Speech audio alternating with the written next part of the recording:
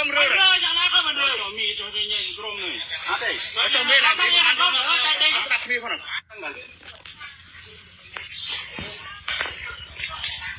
รู้ครับผู้กองโอ้ยมันเบอร์ย่อมดื้อนะครับถือว่าจ้ามีประโยชน์นะครับโอ้ยมันกลางสุดท้ายแล้วครับนักเทียมเลยต้องห้ามเอามีสเตรทต่อ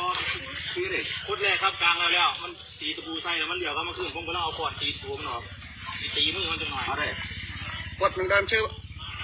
บอกเช่นนี้นะครับมีอาวุธเบิร์ดปืนกลมันกระบอกมัน6-7 คนเดี๋ยวดักไปเลยหนึ่งชวนดิเลยนะจะมาใส่มาเจนอะไรจะตีมือเอาได้ดิตีมือนะไป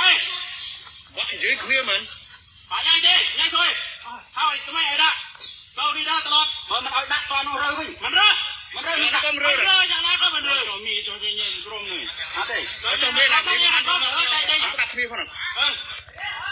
มีตัวใหญ่กลมตายแล้วอะไรไม่จริงทอดจังทอดอยากทอดอะไรมึงทอดไปไอ้ตรวจน้ำเท่าเบียดหมาดิตัดทิ้งดิขโมยเลือดมึงตัดนะโอ้ยบางนั่งก็ช่วยเที่ยวรวดน้ำเขาใหญ่ดูโอ้เท่าจริงไหมต้มแล้วปักใส่นอนในตาได้อ่อนนิดเข้าไปเป็นอะไรวะดาวดำมันสวยเว้ยเดี๋ยวจะบอก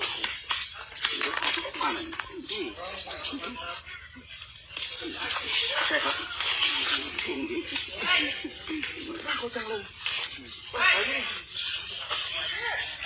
รวดน้ำมาแต่ใส่ได้ใหญ่พร้อมกระดาษบอกตั้งมาบัดตำนานเตี้ยตั้งไอ้ตอนนี้เนี่ย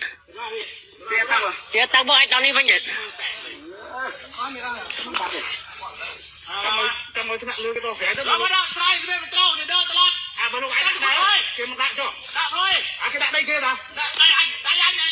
ก็ลาได้ยังให้ไอ้มาบ่ได้ก็ลาไม่อ่านเลยนะบ้านยกให้ก็ลามาบ่ได้แล้วไอ้มันต้องพิจารณาไปเลยก่อนไปเลยไปเลยมึงจวนได้เคยแล้วเจ้ามือเฮ้ยจะเก่าสิ่งเข้ามาดิกลัวมึงเหรอ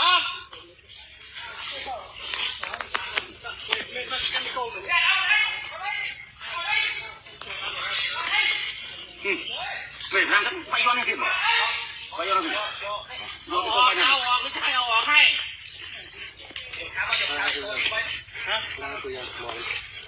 นั่นโกยังนี่โกลึกนะนี่โกนลูกไปตุ้ยการก็เลือสิยออะไรไปนั่นเลยพี่เฮ้ยมึงตีใส่ที่กูตีมือนะกูบอกเลย